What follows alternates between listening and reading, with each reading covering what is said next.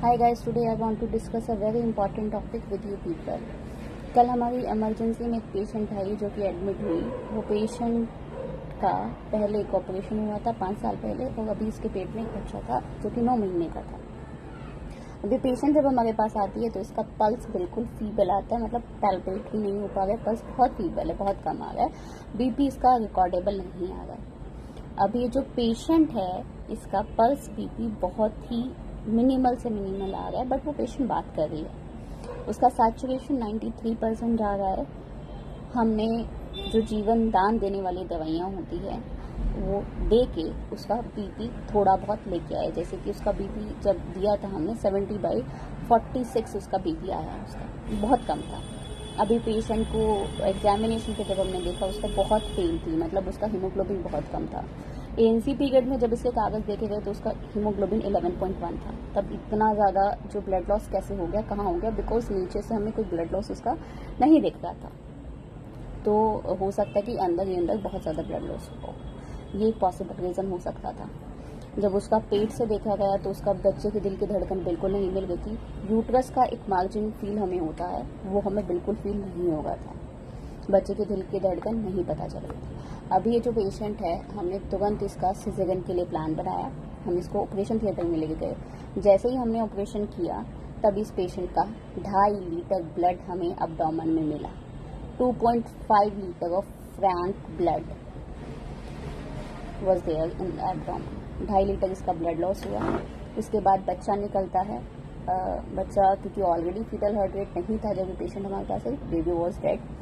When the uterus was seen, uterus जो है वो सपोज दिस इज यूट्रस, तो इस पे पहले ऐसे कट लगा हुआ था, यानी वर्टिकल कट वॉज देयर। आन ये पूरा खुला हुआ था, ये पूरा फटा हुआ था। बच्चादानी पहले से पूरी फटी हुई थी, खुली हुई थी। सिजेरियन सेक्शन का जो स्कार था पिछले वाला उससे पूरा खुला हुआ था। अब ये जो पेशेंट है ये इसका जो स्कार मार्क है, इसका जो पिछली बार इसका सिजेरियन सेक्शन के टाइम पे इसका इंसिजन दिया गया था वो फट गया था, जिसकी वजह से बच्चा जो है एब्डोमेन में आ गया एंड ब्लड लॉस इतना ज़्यादा हुआ कि इसके जो ब्लड वेसल्स है उसमें ब्लड इतना कम बच गया कि वो बिल्कुल फेल हो गई, जिसकी वजह से उसका बीपी भी कम हो गया and patient was in shock.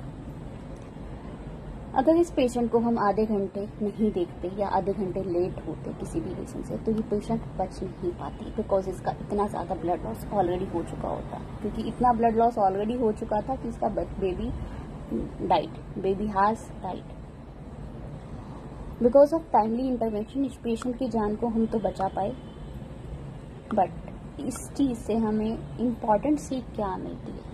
देखिए, जनरली आज के टाइम पे जब भी ऑपरेशन किया जाता है, सपोज ये यूट्रस है, तो जो कट दिया जाता है वो यहाँ दिया जाता है नीचे की तरफ और हॉरिजॉन्टल।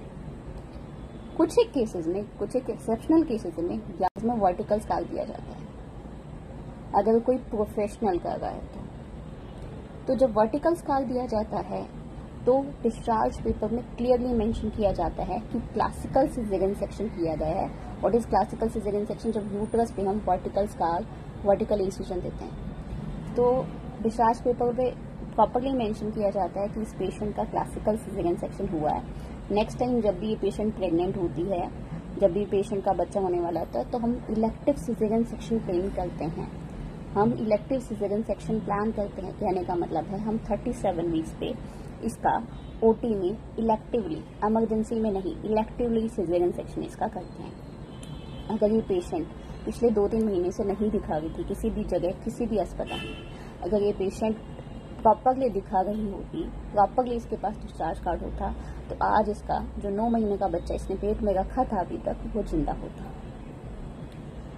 सो आगे से किसी माँ के साथ ऐसा ना हो कि जिसने अपना बच्चा पेट में 9 महीने तक रखा और उसको डेड मिले और पेशेंट की जान को भी खतरा हो। आगे से ऐसा ना हो लोगों के साथ। इसलिए मैं आपसे यही रिक्वेस्ट करती हूँ कि जब भी आपका ऑपरेशन होता है, सिजेरियन सेक्शन होता है, तो आपको एक डिस्चार्ज कार्ड दिया जाता है जिसपे क्लियरली मेंशन होता है कि ओटी में, ऑपरेशन थिएटर में क्या क्या चीजें हुई। तो अगर क्लासिकल सिजेरियन सेक्शन होता है जिसमें वर्टिकल इंसिजन दिया जाता है तो वो क्लियरली मेंशन होता है और उसमें लिखा भी जाता है कि अगला जो ऑपरेशन होगा वो आपका 37 वीक्स पीरियड ऑफ जेस्टेशन पे होगा। तो प्लीज़ गाइस अपना जो डिस्चार्ज कार्ड है उसको संभाल के रखें, वो बहुत इम्पॉर्टेंट है आपके नेक्स्ट बेबी के लिए, आपके खुद के लिए। Thank you so much.